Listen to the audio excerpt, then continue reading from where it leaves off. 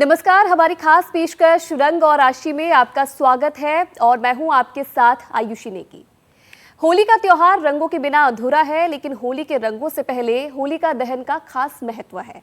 होलिका दहन में किन बातों का विशेष ध्यान रखना है, ये बताने के लिए आज हमारे साथ स्टूडियो में मौजूद है डॉक्टर राजकुमार शास्त्री जी और डॉक्टर नितिशा मल्होत्रा जी, जो हमें होलिका दहन के विधि विधान से लेकर वो सब बातें जो आपके लिए जानना बेहद जरूरी है वो बताएंगे। शास्त्री जी और नितिशा जी, आप दोनों का बहुत बहुत स्वागत है NDTV पर। जय सीताराम। तो आइए सबसे पहले शास्त्री जी से जान लेते हैं कि होलिका दहन का महत्व और शुभ मुहूर्त क्या है। पंडित जी। आयुषी जी, सबसे पहले मैं आपके NDTV चैनल के दर्शकों को होलिका दहन की बहुत शुभकामनाएं देता हूं।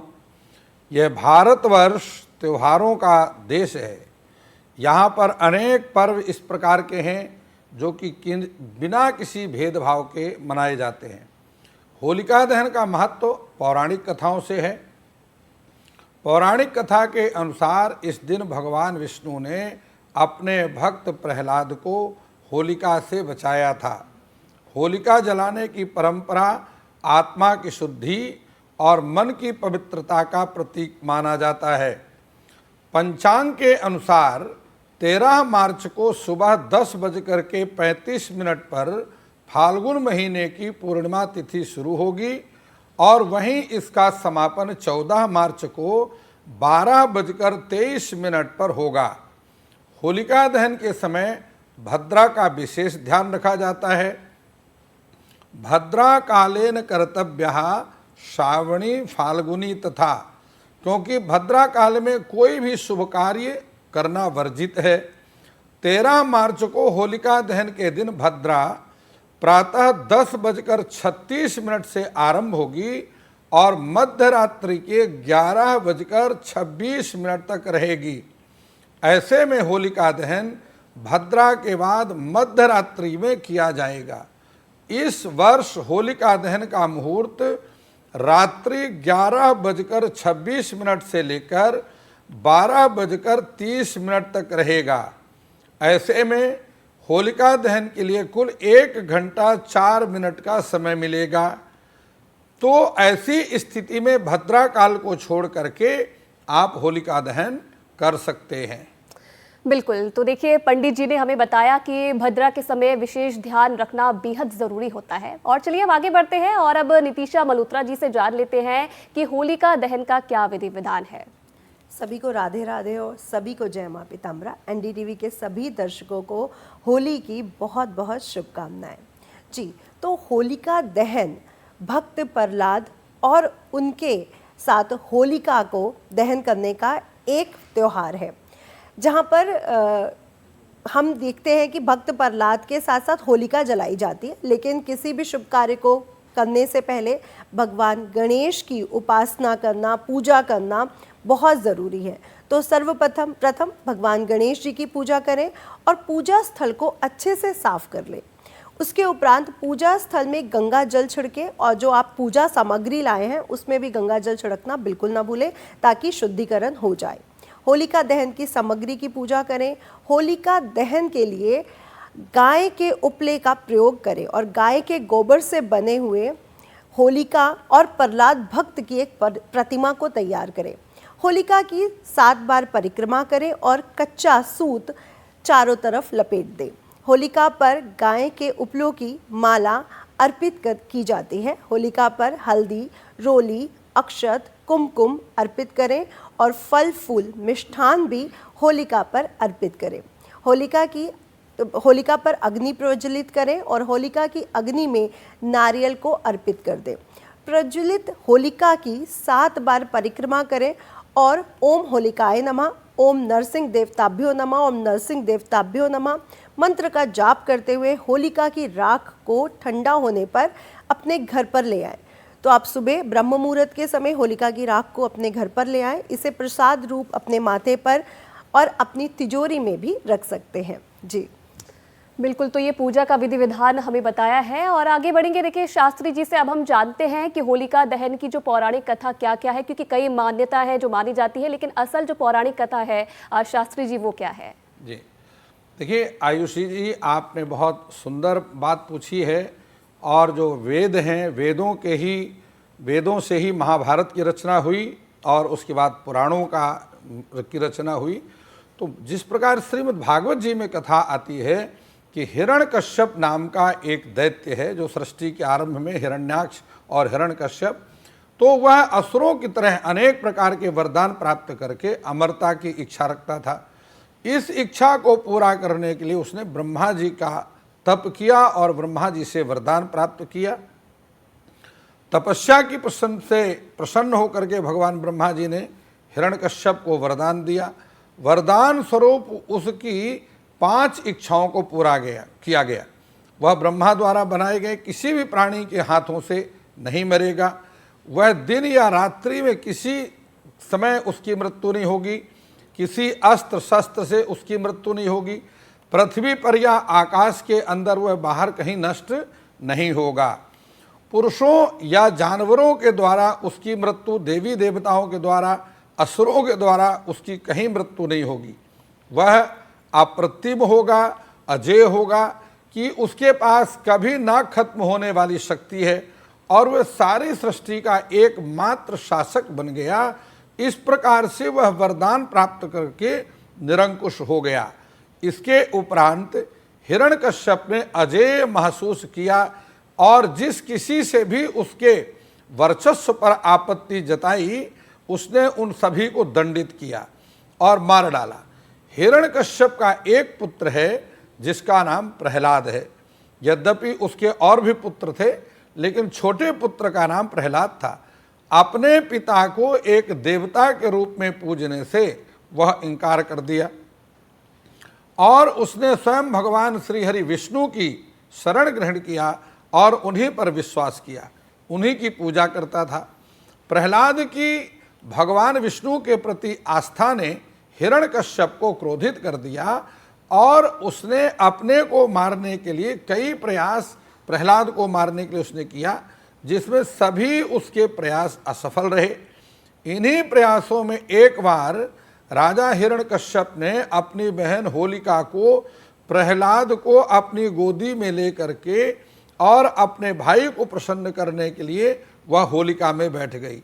और विष्णु पुराण में ये कथा आती है कि होलिका को ब्रह्मा जी के वरदान से ऐसा वस्त्र मिला था जो ओढ़ करके अगर उसमें बैठ जाती है तो अग्नि उसे जला नहीं सकती। बस होलिका उसी वस्त्र को ओढ़ करके और प्रहलाद को गोदी में ले करके अग्नि में बैठ गई। जैसे ही प्रहलाद ने भगवान विष्णु के नाम का जप किया, होलिका का अग्निरोधक जो वस्त्र है वह प्रहलाद के ऊपर आकर के गिर गया और वह बच गए, जबकि होलिका भस्म हो गई। ऐसी मान्यता है कि तब से ही बुराइयों पर अच्छाई की जीत के उत्साह स्वरूप सदियों से हर वर्ष होलिका दहन मनाया जाता है। होलिका दहन की कथा पाप पर धर्म की विजय का प्रतीक है और जो धर्मवानशील है, धर्मशील प्राणी है, उसके पास में सभी जिमें सुख संपत्ति बिनहि बुलाए, धर्मशील पहीं जाहि लवाए। यह अकाट सत्य है कि धर्मशील प्राणी के पास में बिना इच्छा के ही सभी सुख संसाधन आते हैं, भगवान स्वयं उसके पास में भेजते हैं। जी आयुषी जी। बिल्कुल। तो देखिए, शास्त्री जी ने बहुत सुंदर तरीके से बताया कि होलिका दहन की कथा के बारे में उन्होंने दर्शकों को बताया कि क्या महत्व है इसका। अब शास्त्री जी, आपसे राशिवार हम जानना चाहेंगे कि किस राशि के जो लोग हैं उन्हें कैसे होलिका दहन करना चाहिए। उसमें सबसे पहले जो राशि मंडल है उसकी पहली राशि है मेष राशि। जी। तो मेष राशि के, यदि आप मेष राशि के जातक हैं और होलिका दहन के दौरान अग्नि में यदि आप गुड़ की आहुति डालें तो यह विशेष रूप से लाभकारी होगा। इससे जीवन में सुख समृद्धि का प्रवेश होता रहेगा। वहीं 7 काली मिर्च और अर्पित कर सकते हैं और 9 बार होलिका की परिक्रमा करें। यानि कानि च पापानि जन्म जन्मांतर कृतानि च तानि तानि प्रणश्यन्ति प्रदक्षिणम पदे पदे। होलिका दहन की परिक्रमा का बहुत महत्व है। तो इसलिए आप यदि मेष राशि के जातक हैं 9 बार परिक्रमा कर लीजिए, आपकी समस्त कामनाएं अपने आप सिद्ध हो जाएंगी। तो मेष बात राशि के करते बारे हैं- में बताया शास्त्री जी ने कि मेष राशि वालों को परिक्रमा करनी जरूरी है और परिक्रमा करेंगे तो एक होलिका दहन में जो भी पूजा विधि का उनका पूरा प्रावधान है वो सफल होगा। आगे बढ़ते हैं शास्त्री जी, अगर बात करेंगे वृषभ राशि की तो उन लोगों को क्या करना चाहिए, इन जातकों को क्या करना चाहिए? जी देखिए आयुषी जी, यदि आप वृष राशि के जातक हैं तो वृष राशि के जातक को होलिका दहन में मिश्री की आहुति दे सकते हैं। इस उपाय से व्यापार और नौकरी में विकास होगा और बंधे हुए रास्ते खुलेंगे। इन जातकों को होलिका की परिक्रमा 11 बार करनी चाहिए और ये तीर्थानि प्रचरन्ति सर्का हस्ता निसंगिणः तेसाम गुम सहस्त्र योजने अब धनवान तनमसी। यह वेद का मंत्र है और यह मंत्र कहता है कि एक एक कदम में होलिका की परिक्रमा करने से एक एक यज्ञ का फल प्राप्त होता है। तो इसलिए अगर आप वृष राशि के जातक हैं तो आप होलिका की 11 बार परिक्रमा करें, आपके व्यापार के मार्ग प्रशस्त होंगे। तो वृषभ राशि के बारे में शास्त्री जी ने बताया कि किस तरीके से इस होलिका दहन में हम उपाय कर सकते हैं और जो भी हमारी चीज़ों में कहीं ना कहीं हमारी जिंदगी में जिन चीज़ों की कमी आ रही है उन पर भी काम कर सकते हैं। 11 बार परिक्रमा बताई है शास्त्री जी ने कि 11 बार परिक्रमा इस होलिका दहन में हम कर सकते हैं। चलिए अब आगे बढ़ते हैं, आगे और भी राशि की बात करते हैं और नीतिशा जी से जानेंगे कि मिथुन राशि के जो राशि धारक है उन्हें इस बार क्या करना चाहिए, कैसे होलिका दहन करनी चाहिए? जी, तो मिथुन राशि के जातकों को चने की दाल और गेहूं की बालियां ले लेनी है और होलिका दहन में इसकी आहुति देनी है।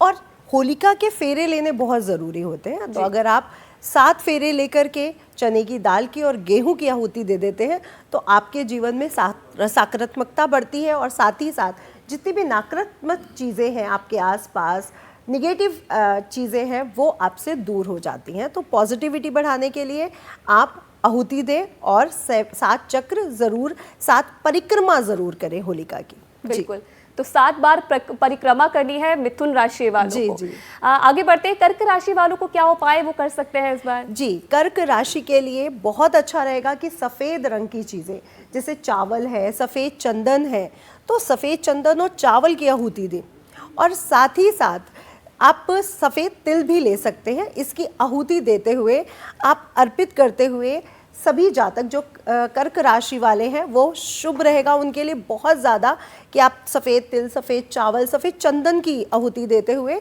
और जो परिक्रमा रहेगी वो रहेगी आपके लिए 28 बार। तो आप 28 बार परिक्रमा करें होलिका दहन की, आपके जीवन में बहुत शुभ परिणाम मिलेंगे और सकारात्मकता बढ़ेगी। बिल्कुल, तो ये बातें हमें ध्यान में रखनी है कि 28 बार परिक्रमा करनी है ताकि सुख शांति से जो हमारा जीवन है वो आगे चले। बात करें नीतिशा जी सिंह राशि वालों को, तो सिंह राशि वाले क्या कर सकते हैं? जी, अब हम सिंह राशि वाले जातकों के लिए बात कर लेते हैं और सिंह राशि वालों के लिए अगर लोहबान ले लेते हैं, लोहबान अर्पित करते हैं दहन करते समय, तो उनके लिए बहुत शुभ परिणाम उनको देखने को मिल सकते हैं। उनके जीवन में नई ऊर्जा का संचरण होगा, तरक्की और सफलता के रास्ते खुलेंगे और साथ ही साथ होलिका दहन के समय अगर वो 29 बार परिक्रमा कर लेते हैं होलिका दहन की तो बहुत अच्छे परिणाम उनको मिलेंगे। जी ठीक है।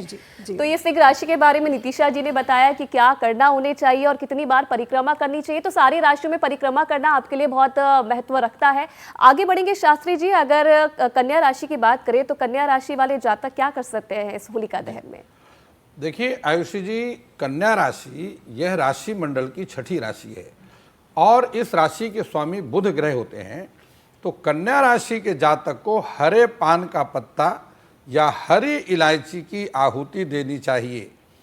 इससे ग्रहों का जातक पर शुभ प्रभाव बढ़ेगा और कन्या राशि के जातक को 7 बार होलिका की परिक्रमा करनी चाहिए।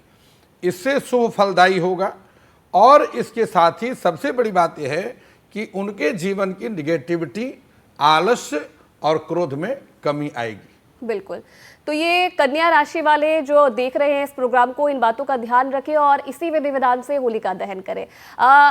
शास्त्री जी आगे बढ़ेंगे, बात करेंगे अगर दूसरी राशियों की, तो तुला राशि वालों को क्या कर सकते हैं, वो कैसे अपने जीवन को सफल बना सकते हैं और जो परेशानियां हैं इस होलिका दहन में कैसे वो कम कर सकते हैं? जी देखिए, यदि हम तुला राशि की बात करते हैं तो तुला राशि के स्वामी शुक्र हैं और यह राशि मंडल की 7वीं राशि है। जातक को कपूर की आहुति देकर के शुभ परिणाम प्राप्त करना चाहिए।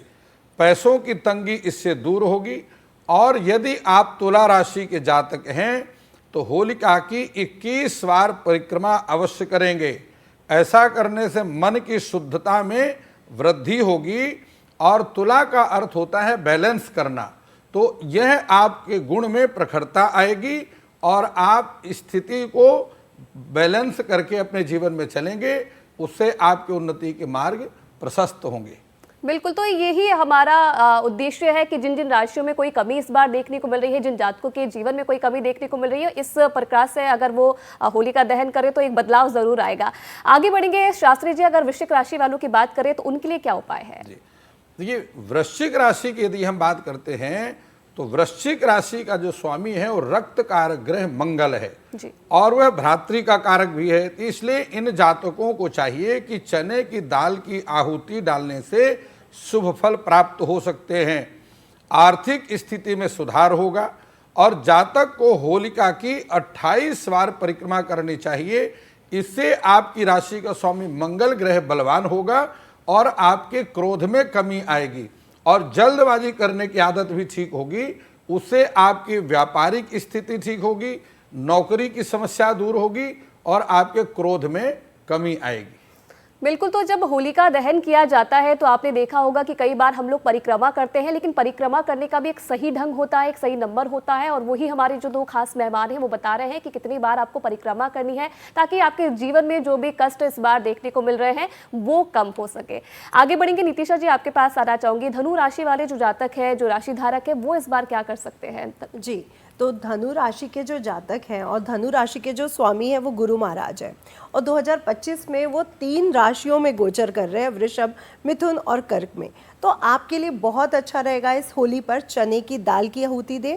और चने की दाल की आहुति देते समय अगर आप होलिका दहन के समय 23 बार परिक्रमा करें तो इससे आपको बहुत जल्दी शुभ परिणाम देखने को मिलेंगे।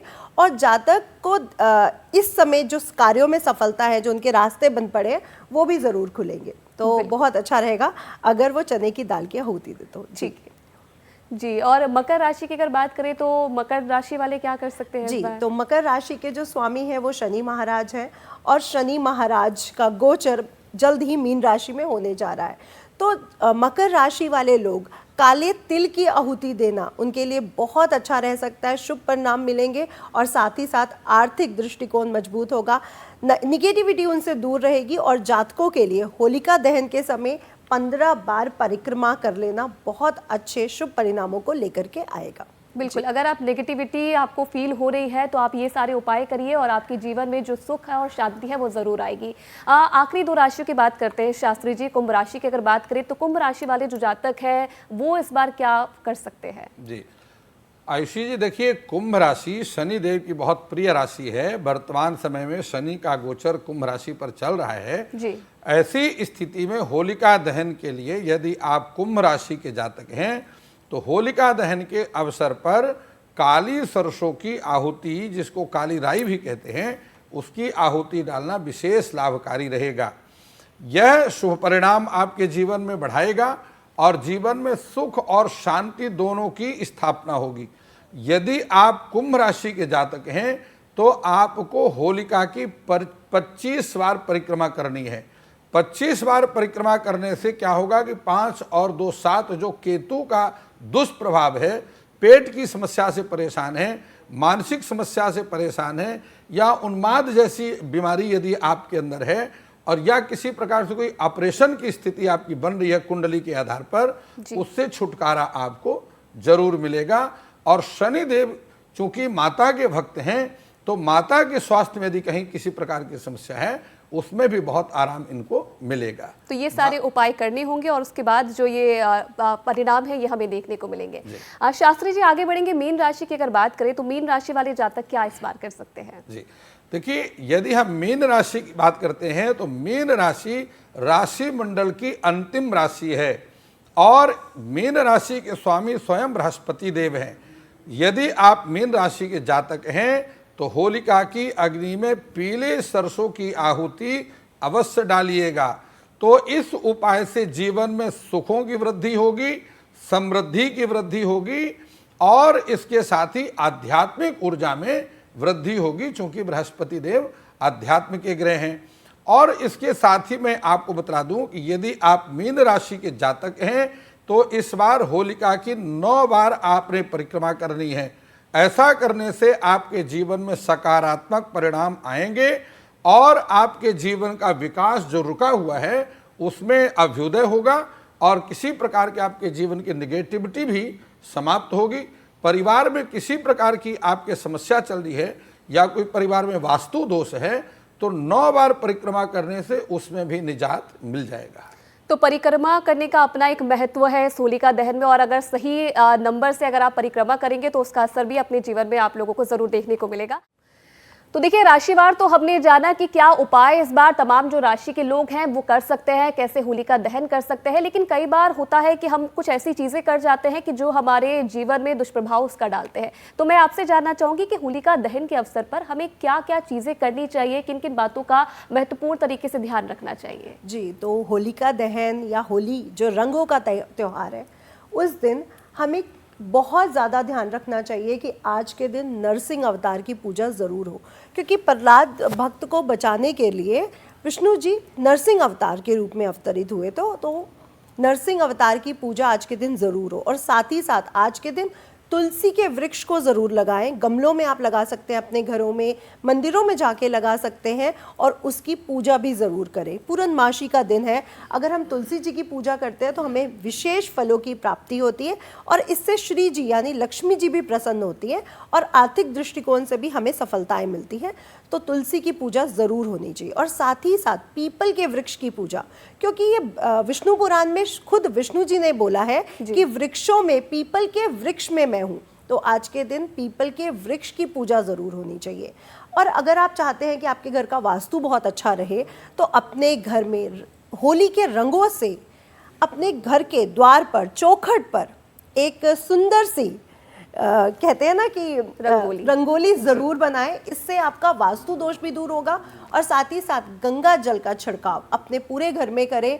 इससे वास्तु दोष से आप पूरे साल मुक्त रहेंगे और आपके जीवन में जितनी भी निगेटिविटी है वो भी समाप्त होगी। तो ये तो ज़रूर करना चाहिए होली के दिन अपने घरों में, और अपने घर के बड़े बुजुर्गों का आशीर्वाद लेना बिल्कुल ना भूलें। बिल्कुल, आशीर्वाद लेना ना भूलें, इस बात का विशेष तौर पर ध्यान रखना है। तो नितिशा जी ने बताया कि क्या हमें होलिका दहन के दिन करना चाहिए। और चलिए, तो डॉक्टर राजकुमार शास्त्री जी और डॉक्टर नितिशा मल्होत्रा जी ने बताया राशिवार तरीके से कि कैसे होली का दहन करना है, होली का त्यौहार बनाना है और क्या क्या चीज़ें हैं जिनमें सावधानी बरतनी है, क्या क्या करना है और क्या नहीं करना है। और चलिए, इसी के साथ हमारी खास पेशकश में फिलहाल इतना ही और आप सभी दर्शकों को होली की बहुत बहुत शुभकामनाएं।